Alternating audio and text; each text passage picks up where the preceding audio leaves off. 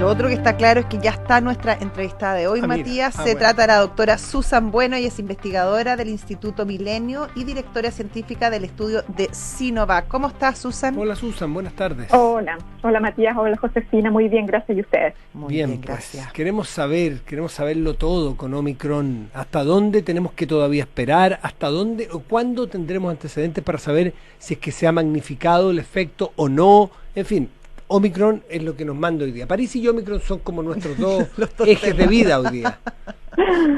Bueno, Omicron ha sido también esperable que este virus generara nuevas variantes, pero siempre nos sorprende, ¿verdad?, cuando aparece una nueva variante y que en realidad, como ha ocurrido en este caso, un país da la alerta de que hay un cambio genético suficientemente importante que se asocia a una mayor transmisibilidad y empieza a aparecer como en todos los países, ¿verdad? Entonces, eso nunca deja de sorprender y claramente estamos a la espera de mayores antecedentes para determinar si efectivamente la enfermedad que causa esta variante en la población tiene características distintas de las otras variantes.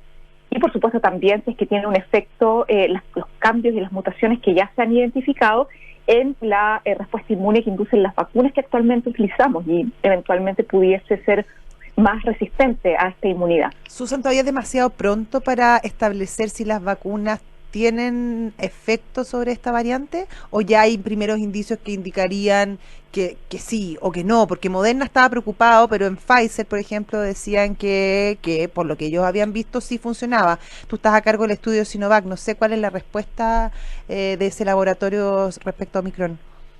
Mira, todavía no tenemos datos científicos que demuestren que la inmunidad inducida por cualquiera de las vacunas sea igual, mejor o peor de lo que se ha observado para las otras variantes. Lo que uno puede hacer es anticiparse y suponer algunos aspectos, dada la experiencia que se ha tenido con la evaluación de inmunidad para otras variantes que han aparecido de este virus. Básicamente el hecho de que esta variante del virus presente múltiples mutaciones en una proteína que es muy importante, que es la proteína Spike, que recordemos es la que está en la superficie del virus y la que utiliza para entrar a las células, digamos, es como la llave para abrir la puerta, ¿verdad?, para poder entrar a las células. Y los anticuerpos que se generan por las vacunas que actualmente se utilizan tienen, entre otras, como función bloquear esta entrada. Justamente si hay múltiples cambios en esta región que es la más importante de la entrada y se ha identificado que ya hay 15 mutaciones aproximadamente, uno podría anticipar que efectivamente es suficientemente distinta para que los anticuerpos que inducen las vacunas actualmente pudiesen no reconocerlas. Pero ahí es importante también tener en cuenta que las vacunas no solamente inducen anticuerpos, sino que también inducen memoria inmunológica basada en células del sistema inmune que además son capaces de reconocer las células infectadas ya por el virus y eliminarlas. Y aquí es la gracia que tienen las vacunas, digamos, y sobre todo vacunas Susan, que son... Perdón, sí, Susan. Dime nomás, Matías. ¿Me puedes repetir lo último? Es que fuiste un poco rápido y estaba tratando de entender y se me pasó la micro. La memoria, el tema es que estaba súper interesante, pero me perdí un poquitito. Disculpe la lentitud, pero lo de la memoria inmunológica, de ese adelante se me puede repetir. Estoy como en el colegio que no alcancé a tomar apunte. Exactamente. Y no se está grabando la clase además. No, esto va a quedar grabado, entonces mejor que quede bien, claro. Claro, lo que ocurre es que justamente la respuesta inmune está basada no solamente en anticuerpos, sino que en células que se llaman los linfocitos, ¿verdad? Y estos linfocitos son los linfocitos T y los linfocitos B son los que producen los anticuerpos, ¿verdad? Pero los linfocitos T son los que regulan toda esta respuesta inmune y tienen el rol de conservar lo que se denomina la memoria inmunológica. Ahora, la gracia que tienen estas células es que no solamente van a reconocer al virus en un solo elemento, que es como por ejemplo la proteína Spike o el lugar de la proteína Spike donde se une a su receptor, ¿verdad? Sino que lo puede reconocer en por múltiples flancos, digamos. Como por distintas fibras del virus, algo así.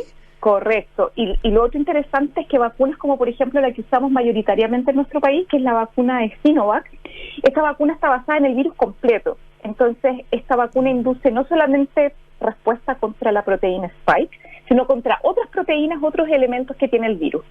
Entonces, una persona vacunada va a tener la capacidad de poder reconocer elementos de, digamos, cualquier variante, porque las variantes pueden cambiar, pero no pueden cambiar totalmente. Siempre van a conservar algunos elementos que tenían las versiones anteriores. Susan, ¿pasa lo mismo con la gente que ha tenido coronavirus? ¿La respuesta inmune es la misma que como con Sinovac, así?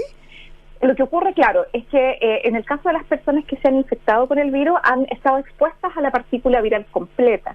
Pero ahí recordemos que cuando uno se infecta se enfrenta al virus infeccioso. Y los virus infecciosos y los microorganismos infecciosos tienen mecanismos también como para engañar a la respuesta inmune. Y puede generar una respuesta que no es tan buena como, por ejemplo, inducida por las vacunas, de menor duración, por ejemplo, o hay algunos elementos que pueden estar ausentes. Entonces, justamente Pfizer y Moderna pueden anticipar de que su vacuna va a inducir linfocitos T, que no solamente están dirigidos contra un punto específico de la proteína Spike, sino contra múltiples otros elementos, y vacunas inactivadas reconocen más de una proteína. Susan Bueno, que es directora científica del estudio Sinovac en Chile, estos linfocitos T, esta memoria inmunológica, ¿es eficiente hasta qué punto? O sea, si es que el que ataca, digamos, viene el virus, ¿no es cierto? Con su... Correcto. Si tiene, ¿qué porcentaje, sí, estadísticamente más o menos en promedio, pero hasta qué nivel de cambio puede reconocer la memoria inmunológica que tiene una vez que me han vacunado? ¿O basta con que cambie uno para que la memoria inmunológica se maree completa? ¿O si viene un 99% cambiado es más difícil? ¿Me entiendes la pregunta, no? O sea, claro, no, por supuesto. Si viene 99, porque tú hablaste de la cantidad de elementos que trae, ¿no es cierto?, la proteína Spike. Entonces, ¿cuántos elementos basta que cambien para que se maree la memoria inmunológica que yo tengo gracias a mi vacuna?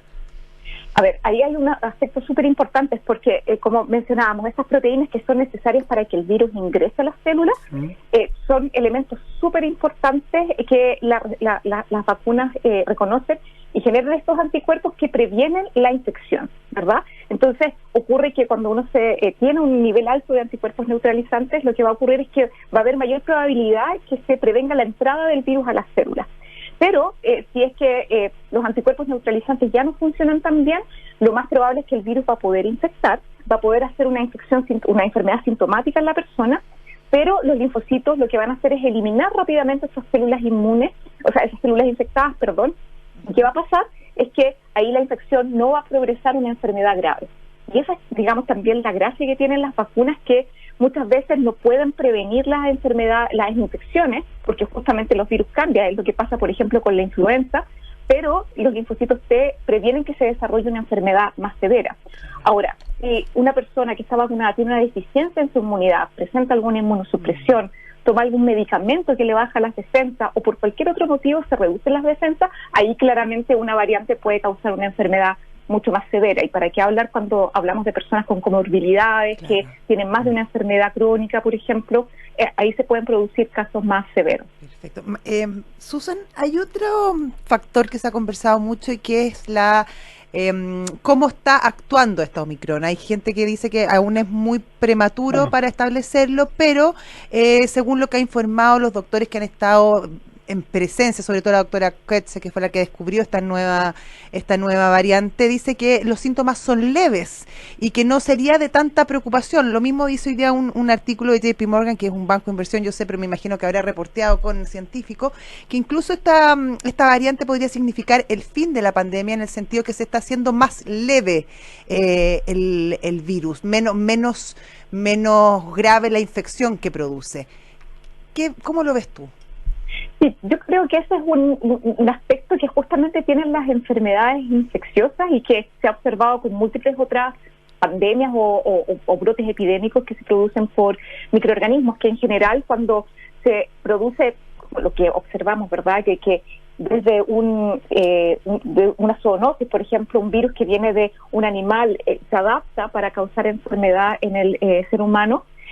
En general parten causando enfermedades bastante severas, como lo vimos con el coronavirus ahora, y también lo hemos visto, por ejemplo, con el ébola. Claro. Recordemos que, no sé si se acuerdan de hace ya más de una década, que el ébola teníamos casos de que tremendo, era un 90% mortalidad de las personas que se infectaban, y a medida que fue cambiando, se fue adaptando el virus al humano, ahora las las variantes que circulan de ébola tienen mortalidades que son mucho más bajas. Y justamente un patógeno, digamos, es mejor patógeno cuando preserva a su hospedero, es decir, el individuo donde él se puede reproducir. Y por lo tanto se van seleccionando evolutivamente estas variantes que posiblemente son mucho más transmisibles, le permite al virus encontrar muchos otros individuos donde reproducirse y sin causar la muerte, porque obviamente, o enfermedades muy severas, porque claramente ahí como el adenovirus, ponte tú, claro, que uno se lo pega y le da un resfrío muy fuerte, pero no te mueres. Exacto, no genera una enfermedad tan severa, u otros tipos de virus como el rinovirus, por ejemplo, que son virus del resfrío, y como les comentaba, hay algunos virus que partieron siendo muy patógenos, muy mortales, muy letales, pero posteriormente se van adaptando. Bueno, esa es la esperanza que todos tenemos, claro. Sabemos mucho con este virus. Ahora estoy hablando justo antes del... Ahora, hay 7 coronavirus, po. Exactamente, hay muchos que son parte de los resfríos comunes y que son coronavirus que nos causan resfríos, enfermedades que son leves. La gripe aviar también era coronavirus, ¿no? Sí, era SARS-CoV. Sí, creo, ¿no? Sí, justamente, exacto. El MERS, este que se transmitía por los camellos, también era un tipo de coronavirus. ¿Y todo este desarrollo de vacunas del último año y medio ha servido para atacar además, o solo es muy específico para este tipo de coronavirus, el SARS-CoV-2, o de pasada ayudó a defendernos de los otros coronavirus que ya estaban presentes ni lo sabíamos? No, en principio tendría que hacer un estudio como de presencia de los otros coronavirus, y la verdad es que y pasó lo mismo con la influenza porcina, cuando aparecen estos virus pandémicos, la verdad pareciera que desaparecieran todos los otros virus respiratorios, y los que vemos, ¿verdad? De que el año 2020, 2021 prácticamente no hubo VRS, influenza. Bueno, porque no salimos de la casa, po, entonces no transmitíamos, po. Los niños, y además sobre que la todo. mayoría, claro, y la mayoría de las personas que estaban susceptibles se infectaban con este virus. Es un fenómeno súper interesante. Obviamente se pueden retroactivamente hacer estos estudios para ver si efectivamente hubo menor circulación, y en el futuro también, si es que la vacunación o la presencia de este SARS-CoV-2 va a influenciar de alguna manera la incidencia de los otros coronavirus. Sin embargo, son bastante distintos. La verdad es que son bien distintos los coronavirus, los otros coronavirus, tanto así que la inmunidad que indujeron esos otros coronavirus antes de que apareciera el SARS-CoV-2 no sirvió claramente para poder prevenir la enfermedad causada por este nuevo coronavirus. Entonces ahí tienen diferencias bastante importantes que los hacen como virus distintos. Así que las vacunas definitivamente han tenido un efecto muy importante en la inducción de inmunidad contra el SARS-CoV-2 y en la prevención de la enfermedad severa y la mortalidad. Por eso es tan importante que hoy en día incentivemos a que las personas que no se hayan vacunado se vacunen, que se aplique la tercera dosis, porque eso nos eleva los niveles de inmunidad, que nos va a permitir mantenernos mucho mejor preparados ante la inminente llegada de variante Omicron a nuestro país. Susan, te quiero preguntar un poco en tu faceta de científica, así 24/7 puesta en una probeta y buscándole, pensando y trabajando. Microscopio. ¿Qué le pasa a una persona como tú o tu entorno cuando escucha, ve a los antivacunas y los argumentos que dan y cómo expanden por las redes noticias y ya sacan conclusiones, no muchas veces, hasta donde yo sé, ninguna conclusión respaldada por datos, ni evidencia? ¿Qué pasa? Porque ustedes trabajando, sacándose la mugre para tratar de tener una vacuna, yo sé que ustedes están trabajando en vacuna antes del coronavirus, ahí en la Católica, y por otra parte alguien a buena y a primera tira un spam con noticias falsas que dicen que están muriendo. Ayer me dijo una persona, millones de personas por las vacunas. ¿Qué le pasa? Claro, el aspecto de, justamente no solamente por los antivacunas, sino que en muchos aspectos en donde se toman por hecho algunas afirmaciones que no tienen respaldo, por ejemplo, y obviamente existen estos grupos de personas que son muy reducidos y que en realidad nada los va a convencer de su ideología, de que en realidad las vacunas no funcionan, o que tienen las enfermedades infecciosas se producen por otras razones que son distintas a las que se han demostrado científicamente durante siglos. Sin embargo, a mí lo que más me preocupa es la persona que duda, y que obviamente tiene dudas legítimas, y que encuentra fuentes de información que muchas veces los científicos quizás no somos lo suficientemente claros para transmitir la información, no somos lo suficientemente cercanos para poder convencer y darle la tranquilidad a las personas que tienen dudas muy legítimas respecto a lo que son las enfermedades infecciosas, cómo funcionan las vacunas, cuáles son los efectos adversos que uno podría esperar, etcétera. Y es mucho más cercana el mensaje de personas que transmiten información que muchas veces está equivocada, o más que equivocada, es información que está disponible en las redes sociales, pero se malinterpreta. Entonces, es ahí donde yo creo que tenemos más que pensar y lamentarse porque existen personas antivacunas. Lo que tenemos que hacer es, los científicos, un rol súper activo de educar a la población, así como tú me dices, mira, esto no se entiende, por favor, explícalo de nuevo, y tener la disposición. La divulgación científica ha ganado no solamente, o sea, la ciencia ha ganado no solamente el descubrimiento y los avances en las vacunas, sino que en aprender a divulgar. Claro. Y educar. O sea, en eso hemos visto nosotros aquí tenemos en la radio todos los días prácticamente algún inmunólogo, algún especialista en vacunas, y hemos aprendido nosotros, sí. Que ya de ustedes, claro. Pero ustedes también han aprendido, y eso es un activo re importante para la educación sanitaria y científica, y de que no tragarse cualquier sapo, que uno le digan que esto hace mal, ¿ya? No, y justamente a partir, nosotros también iba a mencionar eso mismo, a partir justamente de la población que es no científico, nosotros también aprendemos, porque obviamente las preguntas de verdad, las mejores preguntas que vienen son de público no científico, que tienen preguntas súper válidas, y eso nos ha enseñado a nosotros también en que tenemos que cómo tenemos que transmitir la información y estar siempre disponible para aclarar las dudas, porque aquí estamos hablando de una situación de salud pública, de vidas de personas, y que frente a falta de información, o que se posicionen, voceros que no tienen la información correcta, puede ser muy peligroso. Entonces yo creo que definitivamente la pandemia, dentro de todas las cosas que ha traído, uno de los aspectos importantes ha sido que la población se sienta más cercana a la información científica, de cuestionar, de preguntar, y de los medios de comunicación también ir directamente a la fuente, a ver, quiero que el científico venga y me explique qué está pasando, qué puedo esperar, y plantear las dudas súper abiertamente. O sea,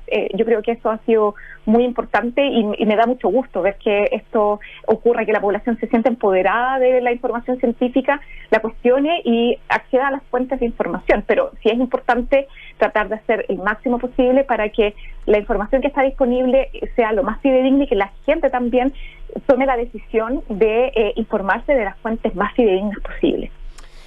Susan Bueno, doctora, directora científica de estudios Sinovac en Chile, muchísimas gracias como siempre por estar con nosotros aquí en Duna, y tratar de entender mejor y divulgar justamente lo que ustedes hacen para la mejor comprensión. Buenas tardes.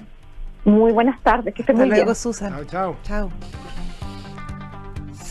¿Entendiste, no? Sí, yo también. Sí, lo lograste. Qué bueno. No, yo cuando me aprendí lo del linfocito T, que en el colegio nunca pude. Y lo supiste aplicar, además. Espérate, no, yo cuando me sentí ya casi para cuando hablaba de la proteína Spike. Sí. Hay que decirlo con soltura. Eso es un momento. Hay que decirlo con soltura, como con pachorra. No, la proteína Spike. Sí. Y nadie tenía que explicar. Muy por el contrario. Estoy a punto de hacer una presentación, ¿no? ¿Sí? Se va a explicar, básicamente. ¿Sería bueno? No, yo creo que no. 7:42, estás en Duna. Nada personal. Oye, antes de ir al corte...